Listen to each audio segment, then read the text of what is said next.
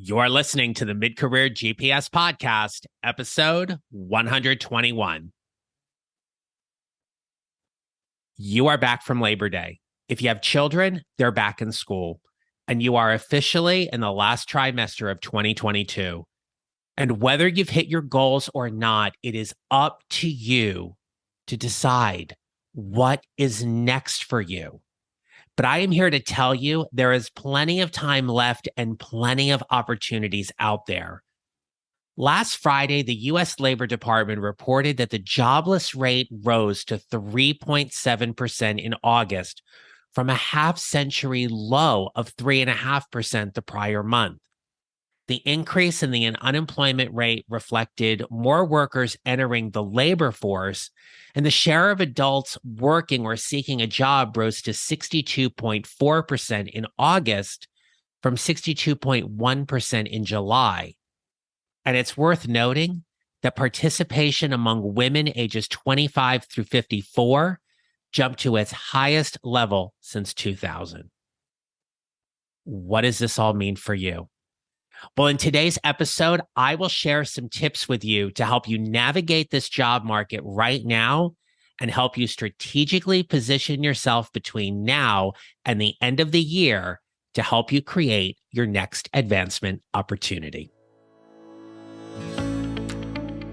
This is the Mid-Career GPS Podcast, and I'm your host, John Nerrell. I help mid-career professionals who feel stuck, undervalued, and underutilized show up to find a job they love or love the job they have using my proven 4-step formula. It's time to start building your mid-career GPS. Let's get started.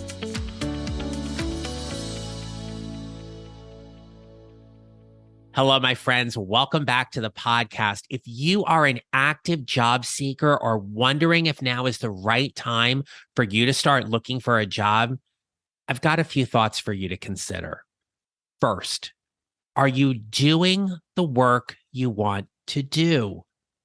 What's making you happy? Granted, you are not going to like every aspect of your job. Even as a business owner, I can share that there are some things I enjoy doing more than others, but I am also very fortunate that I love my business. I love helping you create your next advancement opportunity, whether you work with me one-on-one, you're going to work with me in my new group, or you're a listener to this podcast, or even in my Facebook group. But here's what I want to know. Does the work you do each day align with your strengths and values? Do you believe you are valued and appreciated at your organization? Do you wake up each morning and are excited about doing at least one thing in your workday? As you think about the answer to those questions, I want you to rate your job happiness and satisfaction on a scale of 1 to 10, where 10 is the highest. So I want you to take a moment right now and rate your job satisfaction on that scale of 1 to 10. More than likely, you came up with that number pretty quickly. Here's what I want you to know. If that number is anything less than 10, I want you to ask yourself what needs to happen for you to increase your job happiness and satisfaction by 1 or 2 points. Sit with that for a moment. If you need to pause this recording, go ahead and do that. This is your opportunity to dig deeply into what you are thinking and feeling about your current employment situation. When you think about how your happiness and job satisfaction are impacted by increasing that rating by 1 or 2 points, what do you have control over? Do you need to have a conversation with your boss about taking on more responsibilities? How likely is it that you are positioned to be promoted between now and the end of the year, or to be assured that you will be on that list of people who are considered promotion eligible and they're going to advocate for you in a promotion? How likely is it that you're going to get that promotion? Who do you need to talk to about your career path, and where do you want it to go? Helping people identify the kind of work they want to do and where they are most valuable is one of the favorite things I get to do as a career coach. It is extremely gratifying when a client gets clear about the direction they want to take. It's amazing to see how their momentum shifts because they know what it is that they want. And sometimes they have to go through a lot of pain before they get to me. And that pain is filled with the frustration and the angst about not getting their desired results. Can you relate to that? It doesn't have to be a hopeless scenario. When you believe you are 100% responsible for your career, when you believe that, you will take action toward whatever it is you want. It starts with you. It starts with you in the belief that you refuse to settle because you know you are capable of doing more than what you are doing right now. Here's my second tip for you. Be careful who you are listening to. Let me say that again. Be careful who you are listening to. Now, I'm honored that each week you put me in your ears and we get to have a conversation and I share some information with you. I am honored. I cannot tell you how much that means to me. But there have been times in my career where I have gone to multiple people, family, friends, colleagues, and solicited a whole ton of advice, in all honesty, waiting for someone to validate what I was thinking. Getting advice can be very helpful. And what I am saying here about being careful who you are listening to is I want you to keep that circle close, tight, and trusted. Here's what you have to be careful of, though. Be careful when that advice is unsolicited. It can create a lot of grief and upset.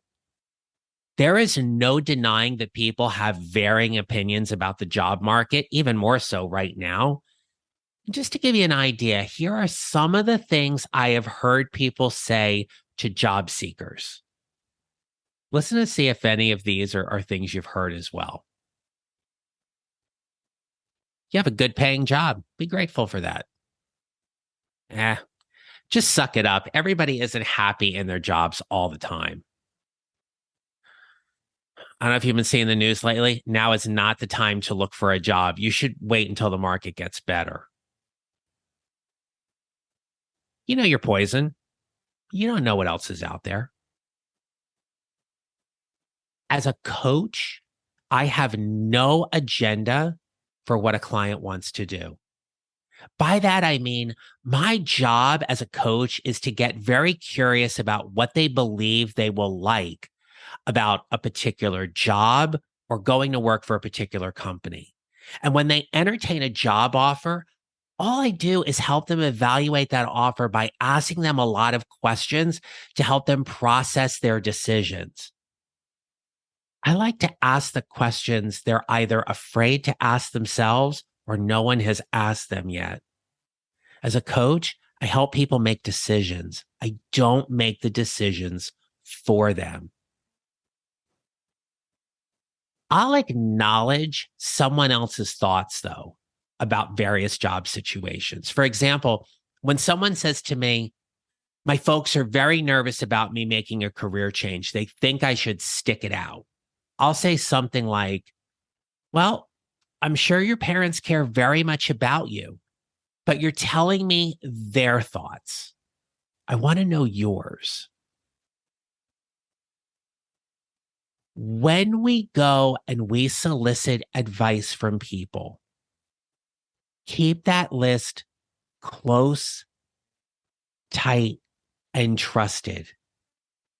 But when somebody else comes to you and they're offering their thoughts on your situation and you haven't asked them for that, that is a great time for you to show up and set some ground rules about what you are willing to accept and not.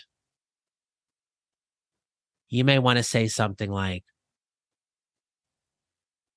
I appreciate your concern. I'm very confident I'm going to figure this out. Thank you. Or you might say something like, it sounds like you have some very strong opinions about the job market right now. Just want to take a moment to acknowledge those are your thoughts and they're not necessarily mine. And kindly, please don't offer me any advice unless I ask you for it. That can be pretty bold.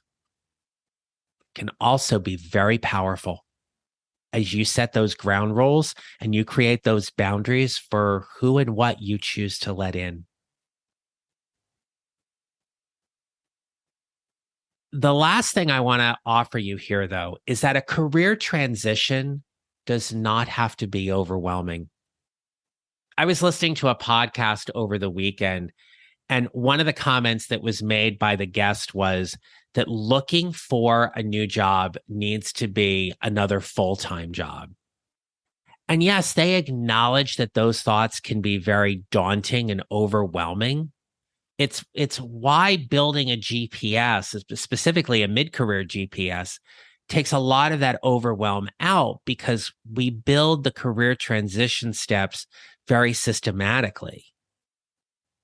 But when you think, oh, if I'm going to have to go find a new job, it's going to take me a lot of time. Does that get you excited?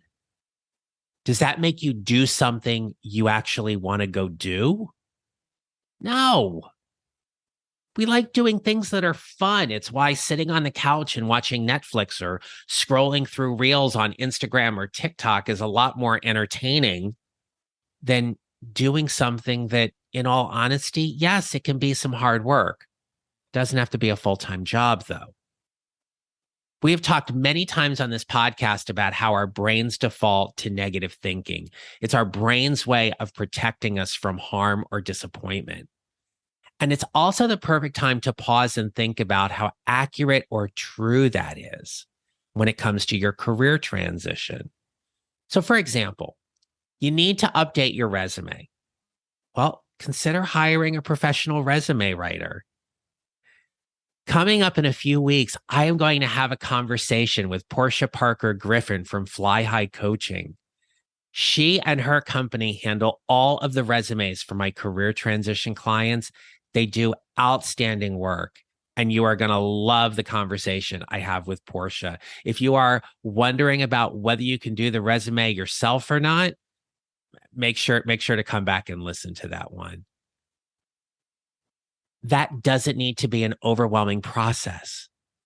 If you need help with your LinkedIn, here's a simple tip. Start with your headline and your headshot. Make that little change. Keep it clear, clean, and easy to understand. You want people to read that headline on your LinkedIn profile to know exactly what it is that you do. In previous episodes, when we've talked about creating a unique professional value statement, I mentioned that I start that off with, I help. Your LinkedIn profile may start off your headline with, I help or helping. When we hear the word help, we start building relationships differently.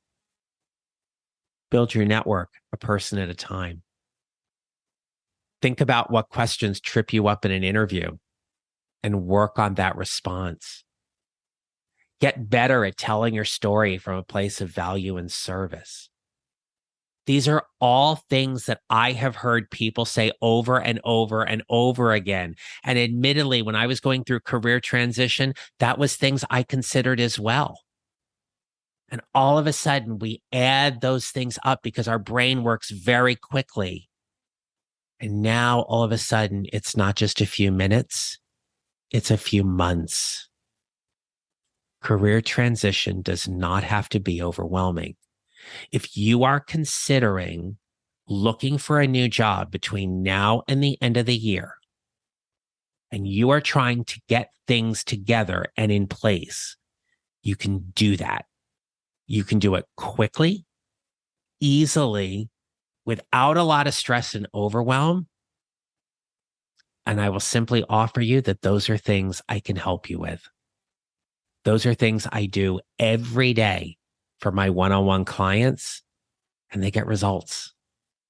They get interviews and they land new jobs. So before we go, I just want to offer you this. Now is an excellent time to find a new job or level up your current position if you are ready to do so. Do not let the market dictate what you can or can't do. If you want to find a new job, there are companies out there who are looking for someone exactly like you and what you do. Do not let the market dictate what you can or can't do. Notice I didn't say should or shouldn't do. For example, I would not recommend quitting your job immediately without having a solid plan or runway to ensure you can honor all of your obligations. Let's not get crazy here, my friends. But you can start building a plan or a GPS to help you get there. And once you have the plan in place, the runway won't seem so long because you'll be able to take that plan to get you where you want to be, and you'll figure out the steps you want to take to help you get there. One of the biggest concerns that comes up certainly happens to be around the interview. If I could just get through the interview, if I could just calm my nerves, if I could speak more confidently, if I could build a better relationship with the hiring manager, if I could answer that one behavioral question that always seems to trip me up. Imagine going into your next interview, being more prepared, feeling more confident, and more confident about how to answer any interview question you are given. What would that feel like for you? How would you feel going into that interview, showing up in a way that you had the executive or leadership presence or the talent presence that was attractive to somebody, that they just wanted to get to know you more because they wanted to know how you were going to help them? Well, if you get nervous during your interviews, or you feel you aren't answering questions correctly, or you're getting job interviews, but you're not getting job offers, here's how I can help. And I can help pretty quickly. I'm launching a brand new interview preparation bootcamp, and you're all invited to join. We start this Thursday, September 8th at 7 p.m. Eastern. Now, you can check the show notes or visit my website, johnneral.com/group-program. Now, in that, you'll see more information about this program. But here's one of the best things about being part of a group. You get support, you build community, you learn from others. They're asking questions you haven't thought about, or they're asking the questions you have been thinking about. And you're like, oh, I want to hear how they answer that. You get to celebrate successes, honor challenges. And this program is 1 month. 1 month to work on a specific part of building your mid-career GPS. All you have to do is click the show notes to go to the website and enroll, or go to my website at johnneral.com/group-program. Registration closes this Thursday, September 8th at 4 p.m. Eastern, because our first session begins at 7 p.m. Eastern this Thursday, September 8th. I look forward to seeing you there. Certainly, if you have any questions about the program or more details that you may come up from looking at the landing page or the website, you can just simply email me at john@johnneral.com or message me directly on LinkedIn. Happy to answer those for you. So as we recap here, do not let the market dictate what you can or cannot do in terms of finding a job. When it comes to your job satisfaction and happiness, first question, Are you happy doing the work that you want to do? Secondly, be careful about who you are listening to. Set up those boundaries so you are not getting unsolicited advice that may be harmful or detrimental to your process or your thoughts as you move to create your next advancement opportunity. And lastly, a career transition does not have to be overwhelming. So all that being said, I am excited to see what you get to create between now and the end of the year. I look forward to seeing you in the group program. Go to johnnarroll.com /group coaching or check the show notes to get in. I look forward to seeing you there with me on Thursday, September 8th. It sounds so strange for me to say September 8th because this summer has flown by, but we start Thursday, September 8th at 7 p.m. And I'll leave you with this. You will build your mid-career GPS 1 mile or 1 step at a time, and how you show up matters. Make it a great rest of your day. If you enjoyed today's show and don't want to miss an episode, follow on Apple Podcasts or wherever you usually listen. And I'd appreciate it if you would leave a rating and review. Visit johnnarroll.com to download your free copy of the 55-minute career transition jumpstart to help you start building your mid-career GPS. And don't forget to connect with me on LinkedIn and follow me on social at John Narroll Coaching. Thanks for listening. I'll see you next time.